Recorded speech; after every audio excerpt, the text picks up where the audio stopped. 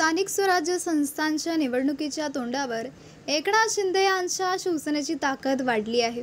रायगडमध्ये भाजपाचे बंडखोर दिलीप भोईर यांनी शिवसेनेत प्रवेश केला आहे। मंत्री भरत गोगावले आणि आमदार महेंद्र दळवी यांच्या उपस्थितीमध्ये भोईर यांनी धनुष्यबाण उचलला आहे। गेल्या वर्षी झालेल्या विधानसभा निवडणुकीत दिलीप भोईर यांनी तिकीट न मिळाल्यामुळे बंडखोरी केली होती। भोईर हे शिवसेनेच्या महेंद्र दळवी यांच्या विरोधात रिंगणात उतरले होते। विधानसभा निवडणुकीत भोईर यांचा पराभव झाला होता। बंडखोरी केल्यामुळे दिलीप भोईर यांच्यावर भाजपाने कारवाई केली होती। आता दिलीप भोईर यांनी शिवसेना शिंदे गटात जाण्याचा निर्णय घेतला आहे। अलिबाग विधानसभा मतदारसंघातील भाजपाचे बंडखोर उमेदवार दिलीप भोईर यांनी शनिवारी संध्याकाळी अलिबाग येथे एका जाहीर कार्यक्रमात शिवसेना शिंदे गटात प्रवेश केला।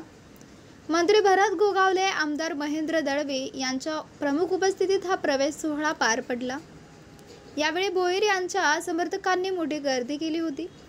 भोईर यांनी आमदार महेंद्र दळवी यांच्या विरोधात निवडणूक लढवत 33,000 मतं मिळवली होती।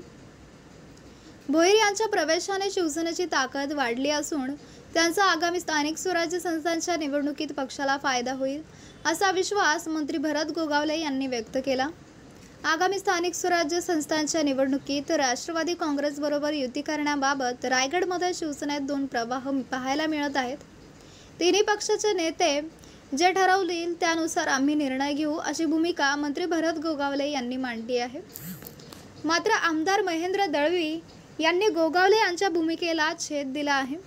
गोगावले यांची भूमिका पक्षाची भूमिका असू शकते, परंतु राष्ट्रवादी काँग्रेसचे आमच्या नेत्यांच्या विरोधात वक्तव्य थांबवावीत, अन्यथा स्थानिक स्वराज्य संस्थांच्या निवडणुकीत आम्हाला वेगळी व्यूहरचना करावी लागेल असा इशारा महेंद्र दळवी यांनी दिला आहे। तर मित्रांनो, आपल्याला काय वाटते? आपली प्रतिक्रिया आम्हाला कमेंट बॉक्सच्या माध्यमातून नक्कीच कळवा आणि चॅनलला आणखीनही सबस्क्राईब केलं नसेल तर चॅनलला सबस्क्राईब करा, बेल आयकॉन प्रेस करा।